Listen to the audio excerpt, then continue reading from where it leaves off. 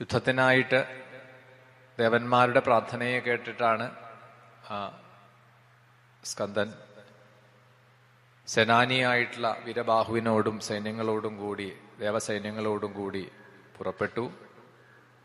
പ്രത്യുജ്ജഗാമസാ സേന വീരബാഹുർ മഹാത്മന ദുരാത്മനസ്തു താം സേതാം സമുദ്ര ഇവ നിമ്നഗ. പ്രളയ സമുദ്രം പോലെ ആണ് കാണപ്പെട്ടത് എന്ന് പറഞ്ഞു. ഇവിടെ യുദ്ധത്തിനായിട്ട് ഒരുങ്ങി അങ്ങനെ പുറപ്പെട്ടിട്ടാണ് ആദ്യം ക്രൗഞ്ചപർവ്വതത്തിന്റെ സമീപത്ത് എത്തിയതായ സമയം വേഗം തന്നെ നാരദ മഹർഷി ഈ സ്കന്ദനോട്, ഈ സുബ്രഹ്മണ്യ സ്വാമിയോട് ഈ ക്രൗഞ്ചപർവ്വതത്തെ കുറിച്ചിട്ട് പറഞ്ഞു കേൾപ്പിക്കുകയാണ് ചെയ്യുന്നത്. നാരദൻ സ്തുതിച്ചുകൊണ്ട് ആരംഭിക്കുകയാണ്. പാർവതീനന്ദന സ്വാമിൻ പ്രണതാർത്തി പ്രഭഞ്ജന സ്കന്ദസേനാപതേസ്മാകം സുരാണാം പ്രീതിവർദ്ധന. അല്ലയോ സ്വാമിനാഥ, അല്ലയോ സുബ്രഹ്മണ്യ, ഈ ക്രൗഞ്ചപർവ്വതം ഒരു അസുരനായിരുന്നു.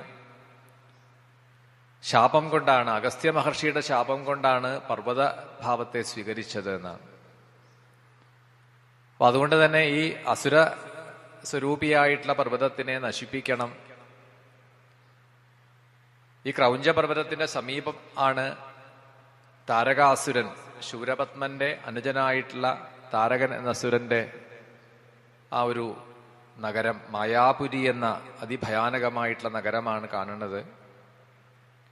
താരകാസുരന്റെ ഇടമാണ്.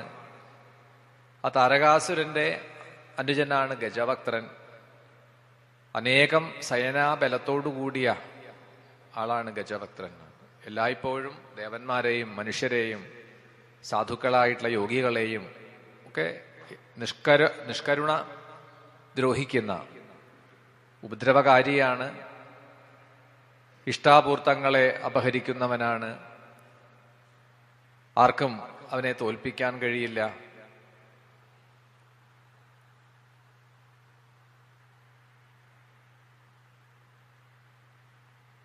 സൈന്യം യുധി സാമാന്യം നിഗൃണാൽ ദുരാസദം അസ്മാകം അവരാസേനോ ദേവവിഷ്ണുമുഖാദയ.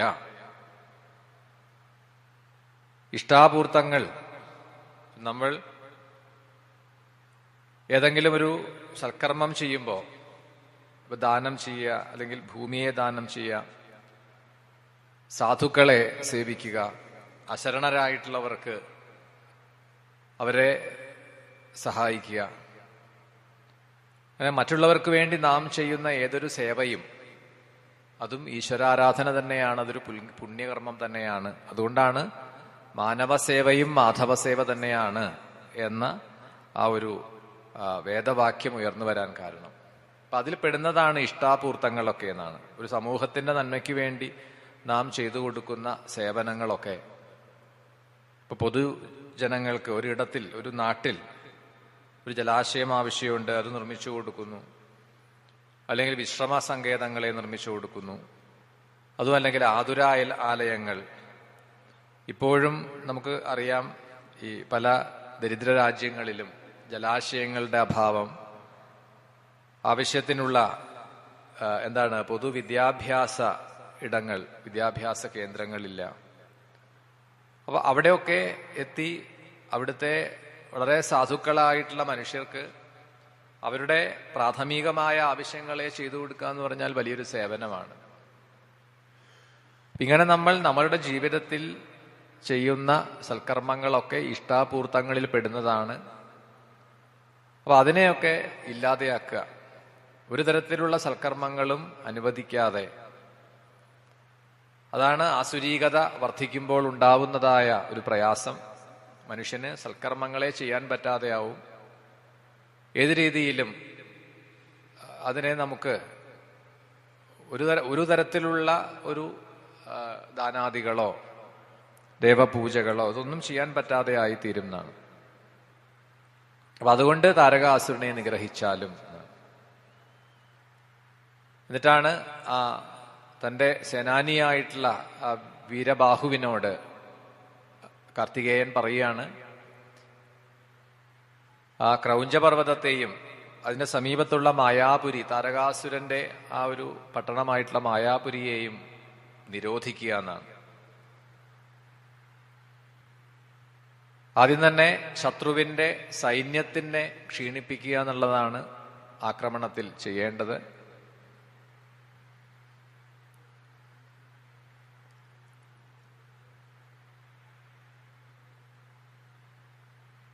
എന്നെ ആശ്രയിക്കുന്നവർക്ക്, ഇവിടെ സ്കന്ദൻ പറയുകയാണ് വീരബാഹുവിനോട്, ആരാണോ എന്നെ ആശ്രയിക്കുന്നത് അവർക്ക് ദുഃഖമുണ്ടാവാൻ പാടില്ല.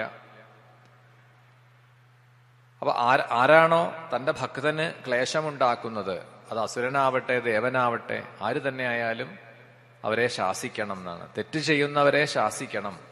അതാണ് രാജധർമ്മം എന്ന് പറയുന്നത്. അപ്പൊ ഞാൻ എത്രയും പെട്ടെന്ന് സൈന്യങ്ങളോടുകൂടി പുറപ്പെടും. അതുകൊണ്ട് ആദ്യം അങ്ങ് പോയി ആ പട്ടണത്തെ നിരോധിക്കുക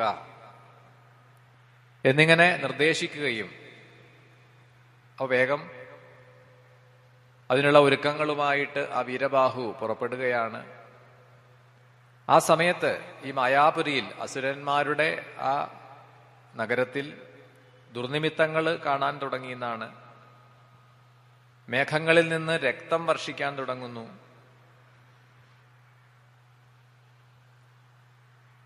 ഗ്രാമങ്ങളിലും പുരങ്ങളിലും പട്ടണങ്ങളിലുമൊക്കെ അതിശക്തമായിട്ടുള്ള കാറ്റുവീശുകയും അഗ്നിബാധയുണ്ടാവുകയും ചെയ്യുന്നു എന്നാണ്. കാട്ടുതീയൊക്കെ പടർന്നു പിടിച്ച് ഈ ഗ്രാമങ്ങളെയും പട്ടണങ്ങളെയൊക്കെ ദഹിപ്പിക്കാൻ തുടങ്ങി.